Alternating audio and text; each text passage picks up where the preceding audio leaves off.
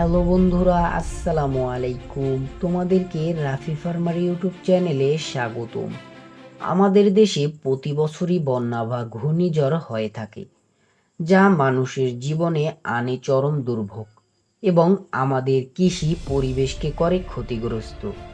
এই বন্যাকে ঠিকঠাকভাবে প্রতিরোধ বা বন্যার সময় সঠিক ব্যবস্থাপনা গ্রহণ না করতে পারলে মানুষের মৃত্যু নিশ্চিত। আজকে আমরা জানব এই রকম বিরূপ আবহাওয়া আমাদের কি কি পদক্ষেপ নিতে হবে, যাতে আমাদের নিজের ও আমাদের কৃষি উপাদানের ক্ষতির পরিমাণ কিছুটা কমিয়ে আনা যায়।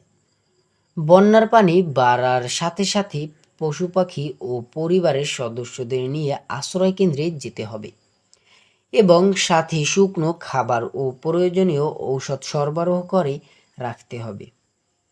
পরিবেশের আবহাওয়া ও জলবায়ুর আচরণ যখন পশু পাখি পালনের উপযোগী থাকে না, তখন তাকে প্রতিকূল পরিবেশ বলে। লবণাক্ততা, বন্যা, খরা পশু পাখি উৎপাদনের জন্য প্রতিকূল পরিবেশ হিসেবে বিবেচনা করা হয়। পশু পাখির ওপর প্রতিকূল পরিবেশের প্রভাব নিম্নে দেওয়া হলো। প্রতিকূল পরিবেশের পশু পাখির খাদ্যাভাব দেখা দেয়। বিশেষ করে বন্যা ও খরার সময় ঘাসের অভাব হয়। লবণাক্ত জমিতে ফসল ও ঘাস জন্মায় না।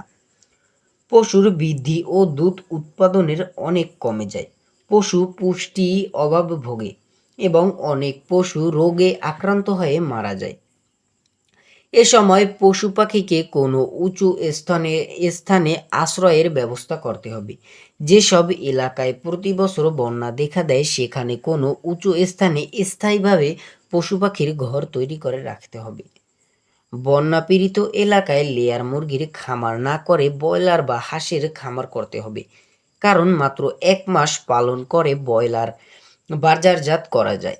বন্যার সময় পশুকে কচুরিপানা, বিভিন্ন গাছের পাতা, ধানের খড়, কলা গাছ ইত্যাদি খাদ্য হিসেবে সরবরাহ করা যেতে পারে। দেশি মুরগির জন্য আগেই কিছু গম বা ভুট্টা কিনে রাখতে হবে, কারণ মুরগি পানিতে নামে না। এ সময় ছাগল ও ভেড়াকে কলার ভেলা ও নৌকায় রেখে কিছুদিন পালন করা যেতে পারে। বন্যার সময় পশুর রোগ ব্যবস্থাপনার দিকে বিশেষভাবে খেয়াল রাখতে হবে। পশুর ঘরে যেন কাদামাটি না জমে, সেদিকে দৃষ্টি রাখতে হবে। বন্যার আগেই পশুকে সম্ভাব্য রোগীর হাত থেকে রক্ষার জন্য টিকা দিতে হবে।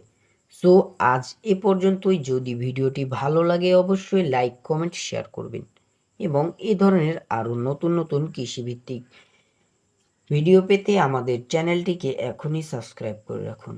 ধন্যবাদ।